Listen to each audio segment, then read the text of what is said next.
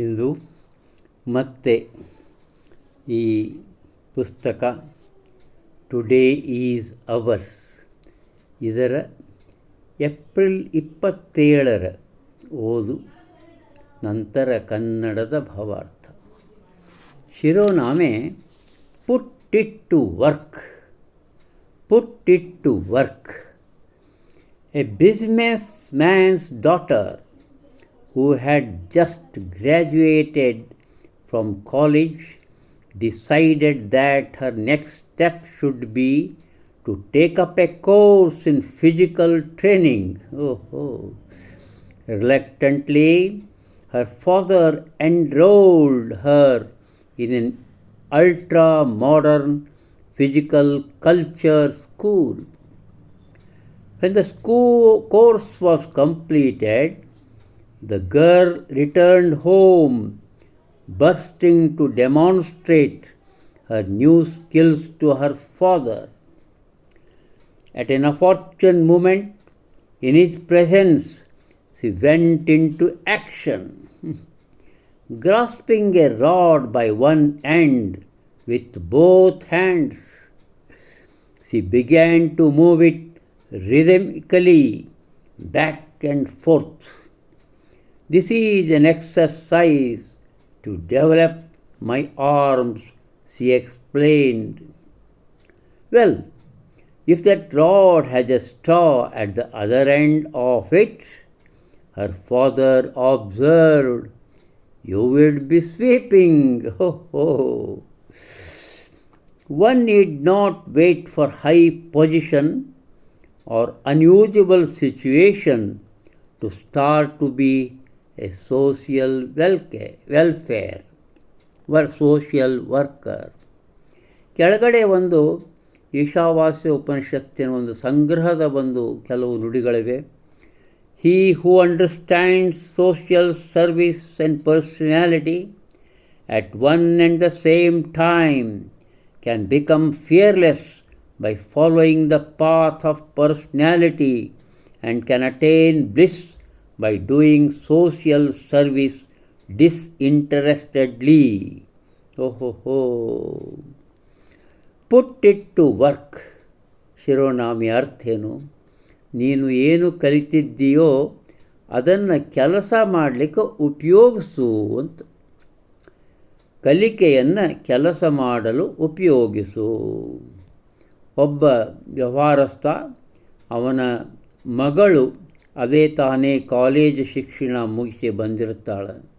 ಆಕೆಗೆ ಈ ದೈಹಿಕ ಟ್ರೈನಿಂಗ್, ದೈಹಿಕವಾದಂಥ ಒಂದು ತರಬೇತಿಯನ್ನು ಪಡೆಯಬೇಕಂತ ಇಚ್ಛೆ ಆಗ್ತದೆ. ಇಷ್ಟವಿಲ್ಲದಂಥ ತಂದೆ ಆಕೆಯನ್ನು ಒಂದು ಶಾಲೆಗೆ ಪ್ರವೇಶ ದೊರಕಿಸಿ ಅಲ್ಲಿ ಆಕೆ ಟ್ರೈನಿಂಗ್ ಕಳಿಸ್ತಾನೆ.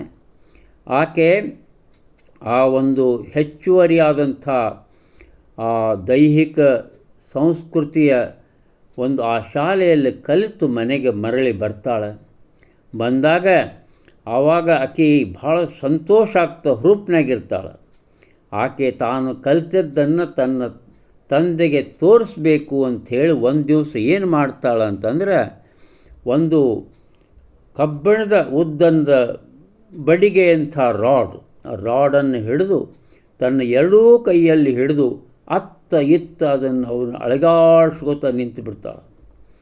ಆವಾಗ ಆಕೆ ಹೇಳ್ತಾಳೆ, ನನ್ನ ತೋಳುಗಳನ್ನು ಬಲಶಾಲಿಯಾಗಿ ಮಾಡಲಿಕ್ಕೆ ಈ ಎಕ್ಸರ್ಸೈಸನ್ನು ನಾನು ಕಲ್ತಿದ್ದೇನೆ.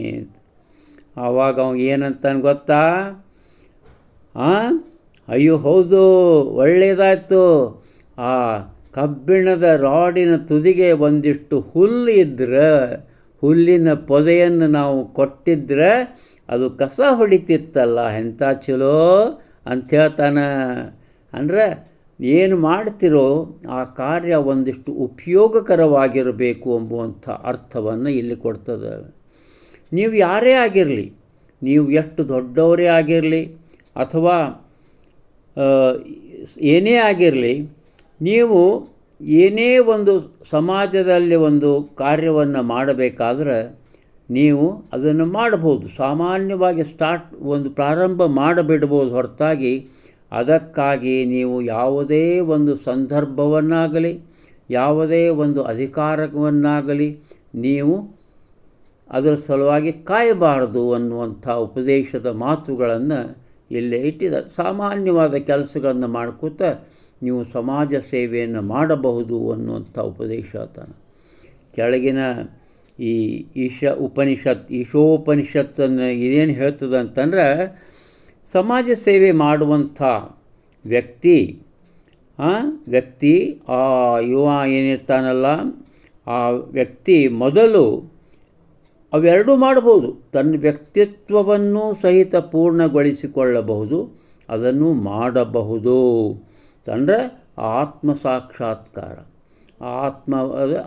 ಸಾಕ್ಷಾತ್ಕಾರವನ್ನು ಪಡೆಯುತ್ತಾ ಸಮಾಜ ಸೇವೆಯನ್ನು, ನಾವು ಲೋಕ ಸಂಗ್ರಹ ಅಂಥೇಳಿ ಒಂದು ಶಬ್ದವನ್ನು ಉಪಯೋಗ ಮಾಡ್ತೀವಿ, ಅದನ್ನು ಮಾಡಬಹುದು.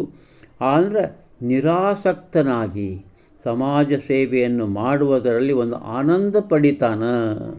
ಯಾವಾಗ ತನ್ನನ್ನು ತಾನು ಸಮರ್ಪಿಸಿಕೊಂಡಾಗ, ತನ್ನನ್ನು ತಾನು ತಿಳಿದುಕೊಂಡಂಥ ವ್ಯಕ್ತಿತ್ವದವನಾದಾಗ ಅನ್ನುವಂಥ ಅಪೂರ್ವ ಸಂದೇಶ ಇಲ್ಲಿದೆ.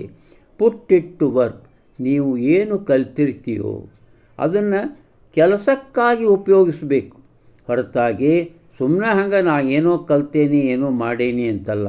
ಒಂದು ಕೆಲಸ ಕಾರ್ಯಗಳಿಗಾಗಿ ನಿಮ್ಮ ಕಲಿಕೆಯನ್ನು ಉಪಯೋಗಿಸಬೇಕು ಅನ್ನುವಂಥ ಒಂದು ಅಪರೂಪದ ಒಂದು ಸಂದೇಶವನ್ನು ಜೆ ಮಾರುಸ್ ಅವರು ಇಲ್ಲಿ ನೀಡಿದ್ದಾರೆ ಎಂದು ಹೇಳುತ್ತಾ ನಮಸ್ಕಾರ.